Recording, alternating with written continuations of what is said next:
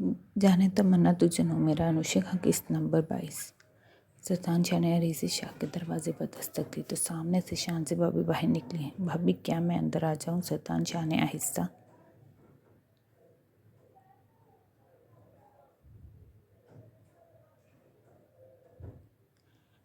आवाज़ में शान से इजाज़त मांगी। आ जाएं दीपा साहब। शान से भाभी ने खुशगवार अंदाज से सतान शाह को जवाब दिया। सतान शाह मुस्कुराते हुए कमरे में दाखिल हो गया। सतान शाह के पीछे रशीदा बुआ और 2 मुलाजमा हाथों में सामान लिए कमरे में दाखिल हुई। कमरे में इस वक्त शान से भाभी के अलावा 3 स्टाइलिश सी लड़कियां जो ड्रेसिंग पर ढेरों सामान सेट कर रही थी, जो यकीनन अरीज़े को तैयार करने के लिए सेट किया जा रहा था। सतान शाह ने इन पर एक नज़र भी डाले बिना शाह ने बेनियाजी से कमरे में अपनी रूह के सुकून की तलाश में नजर दौड़ाई, जो इसे कमरे में कहीं नजर ना आई। इतने खूबसूरती से सजे कमरे की रौनक बर्बाद करते सतान शाह के खुशगवार मूड को भी पल में बिगाड़ गई। भाभी, ये अरीसे का ड्रेस और बाकी ज़रूरत की हर चीज़ है। सतान शाह ने सोफे पर पड़े कई पैकेट्स की तरफ इशारा किया, जो रशीदा बुआ और बाकी मुलाजमा भी रख कर गई थी। भाभी, ये अभी भी कंफर्टेबल नहीं है। अरीसे अपने हाथ में रेड सा ब्लाउज़ पकड़े अपने ध्यान में इस ब्लाउज़ को घूरते कमरे में दाखिल हुए। सतान शाह, जो अभी शान से भाभी से कुछ और बोलता, फ़ौरन ड्रेसिंग रूम के दरवाजे की तरफ मुड़ा, जहाँ से अरीसे ताज़ा हवा के झोंके की तरह सफ़ेद सादा शलवार कमीज़ पर सफ़ेद ही बड़ा सा दुपट्टा खोल कर खुद पर ओढ़े, अपने सिल्की लंबे ब्राउन बालों को खोले, चेहरे पर बिना किसी मेकअप के अपने तीखे खूबसूरत नैन नक्श पर गुलाबी और चमकते खदोखाल और मेहंदी से रंगे हाथों से सतान शाह की दुनिया हला गई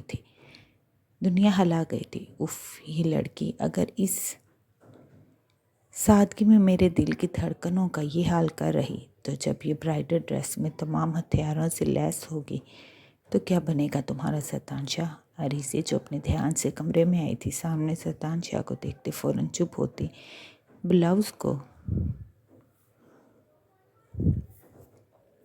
अपने हाथों में फोल्ड करते छुपाने की नाकाम कोशिश कर रही थी, जो डिज़ाइनर ने मना करने के बावजूद भी कुछ वाहियात बना दिया था। और शान से भाभी अपनी सलीका मंदी से इसे सेट करके लाई थी, लेकिन अरीसे अभी भी कंफर्टेबल नहीं थी। अरीसे ने तो सतान शाह को देखते फ़ौरन अपनी नज़रें बदल ली थी, लेकिन सतान शाह ने ऐसी कोई कोशिश ना की थी। वो अभी भी अरीसे को अपनी काली गहरी आंखों में बसाए अरीसे के साथ साथ हरकत दे रहा था। सतान कुछ देर बाद शान से भाभी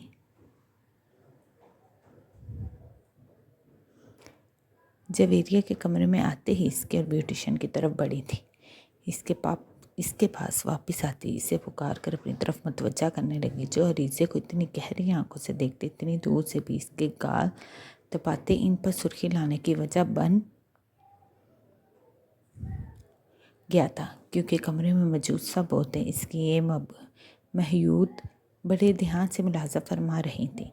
लेकिन सतान शाह किसी की भी परवाह किए बगैर अरीसे पर नज़र मरकूज़ किए हुए था।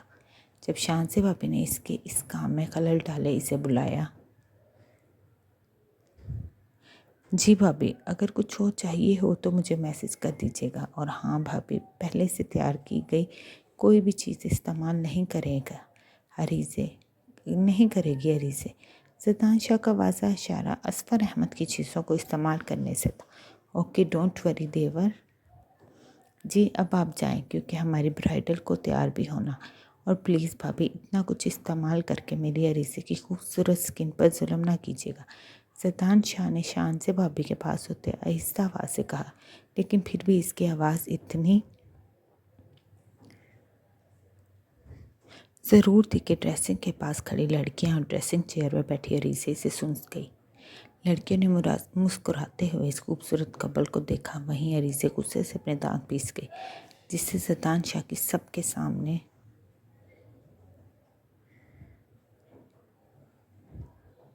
इतनी बेबाकी एक आंख न भई थी। आप फ़िक्र ना करो, बस थोड़ा सा इंतज़ार कर लो, आपकी दुल्हन आपकी पसंद के मुताबिक ही तैयार करवाई जाएगी। शाहज़ाद भाभी अपने देवर की पॉसेसिव नेचर को अच्छे से जानती थी, इसलिए खुशगवार अंदाज से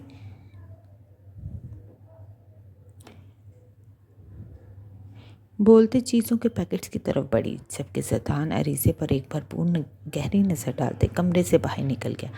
ज़ैदान शाह के जाते अरीज़े को लगा कमरे में ऑक्सीजन भर गई है और वो खुलकर सांस ले रही है। माशाल्लाह, कितना प्यारा ड्रेस है। शाहज़ाद भाभी ने ज़ैदान शाह के जाते ही खूबसूरत ड्रेस को देखते अरीज़े के सामने किया। भाभी, ये तो बहुत हैवी है। अरीज़े ने खूबसूरत अनारी रेड कलर पर नफीस कुंदन के काम वाले ड्रेस को देखते कहा। जी, हैवी तो सच में बहुत है। ब्यूटिशियन ने खूबसूरत ड्रेस को सहराती आंखों से देखते सताइश भरी नज़रों रोशनियां बखेरते ड्रेस को देखा, जिसे देखते ही एहसास हो रहा था वो लाखों की मालियत से कम का नहीं है। बाकी दोनों ब्यूटिशियन ने भी ड्रेस को सताइशी नज़रों से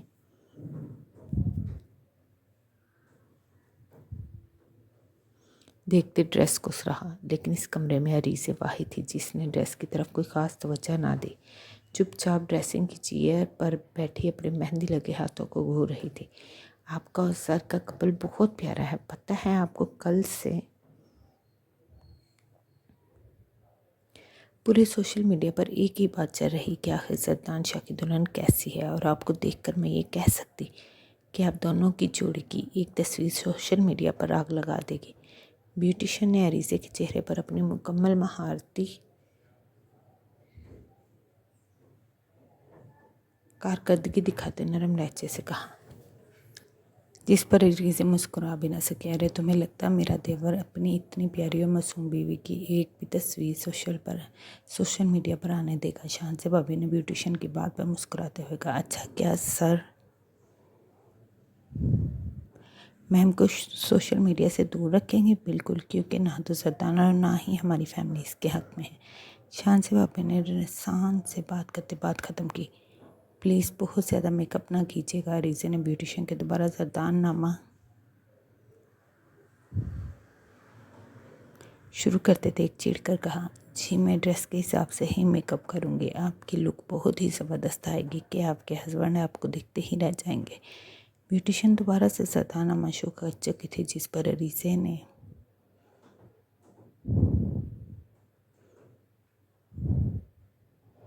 अपनी आंखें मूंदे चेयर के साथ टिक लगा ली। इसे फीवर अभी भी था, जिसकी वजह से इसे अपने जिस्म से जान निकलती हुई महसूस हो रही थी। शायद बुखार से ज़्यादा वो आने वाले हालात के पेश नज़र ज़्यादा डल फील कर रही थी। अरीज़े, मेरी जान परेशान नहीं हो, सब कुछ अल्लाह ताला पर छोड़कर आने वाले वक्त के लिए पूरी उम्मीद रहो।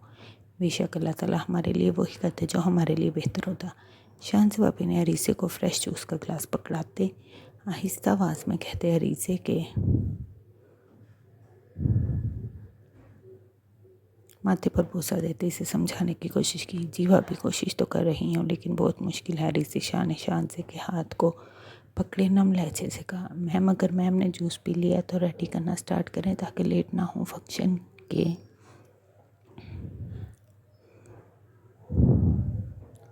लिए। जब ब्यूटिशियन भी अपना जूस ख़त्म करके वहाँ आई। जी बिल्कुल, आप लोग अपना काम करें। अरीज़े को फीवर है तो प्लीज़ आप लोग इसे रिलैक्स अंदाज में ही बिठाइएगा। शाहज़ाद भाभी ने आरामदायक से अरीज़े के हाथ पर अपने हाथ का दबाव देते इसे मुतमईन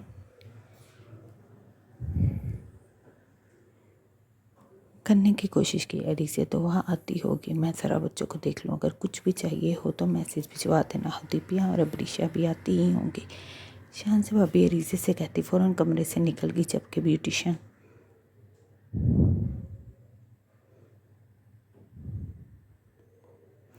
अपने काम में दोबारा से मगन हो गई। सब घर वाले अपनी अपनी तैयारी मुकम्मल करते हाल के लिए निकल रहे थे जहाँ पर आज का फंक्शन होना था। ज़ैदान शाह भी इस वक्त खूबसूरत स्किन कलर की शेरवानी, स्किन और मैरून कलर के कम्बिनेशन के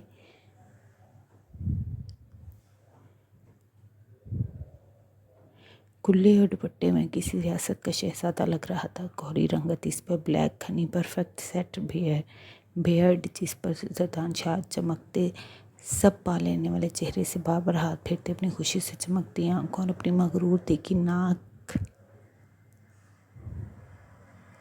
और सबसे बढ़कर अपनी सहर अंगेज मजबूत पर्सनैलिटी से नज़र लग जाने की हद तक प्यारा लग रहा था। इस वक्त इसके कमरे में इसके दोनों बड़े भाई और इसके सारे कज़न मौजूद थे, जो इसकी तैयारी में इसकी मदद के साथ साथ इसे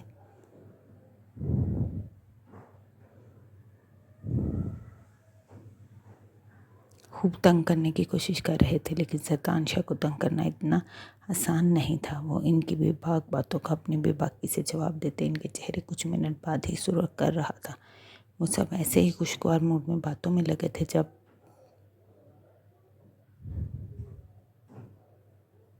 शतांशा के कमरे के दरवाजे पर दस्तक देकर आमना बेगम के साथ फिरोज़ा, गुल और इसकी फूफो शानसे की वालदा कमरे में दाखिल हुई और शतांशा को इतने खूबसूरत रूप में देखते इसकी नज़र उतारते इसके सर से ढेरों भैंसें वार गई।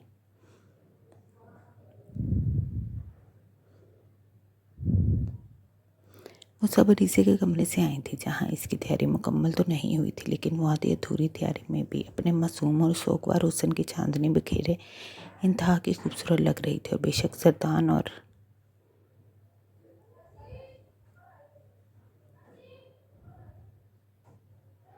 अरीज़े की जोड़ी इनके ख़ानदान की सबसे प्यारी जोड़ी थी। आमना बेगम की आंखों में शतांशा को देखते आंसू जगमगाने लगे तो शतांशा ने अपनी माँ को अपनी बाहों के हिसार में लेते इनके माथे पर अकीदत से बोसा दिया, खुश रहो।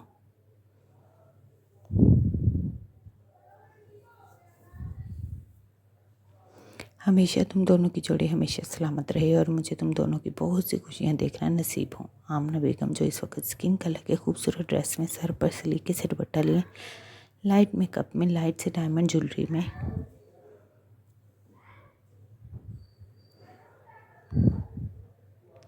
बहुत डिसेंट लग रही थी। आमना बेगम ने अपने बेटे को ढेरों दुआएं देते अपने नम आंखें साफ की। वो रीसे को लेकर परेशान थी, लेकिन वो ये जानती थी कि इनके अड़ियल और ज़िद्दी बेटे के लिए रीसे से बेहतरीन हम सफ़र कोई और नहीं हो सकती।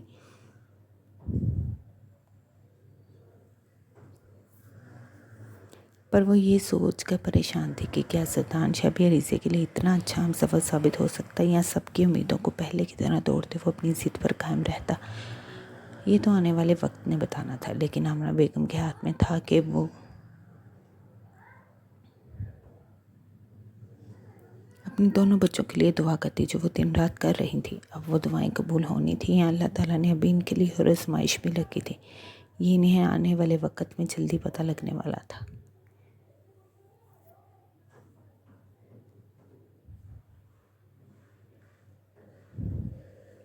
अभी जारी है। कैसी लगी आज की एपिसोड? उम्मीद है अच्छी लगी होगी। प्लीज़ वीडियो को लाइक करें, चैनल को सब्सक्राइब करें, ताकि मैं और ज़्यादा मेहनत से लिखते वक्त पर आप तक का एपिसोड पहुँचा सकूँ। पाकदामन नावल भी जल्द आपकी खिदमत में हाजिर होगा। इसके लिए चैनल को सब्सक्राइब करें। मिलते हैं अगली वीडियो में, तब तक के लिए अपना ख्याल रखिएगा।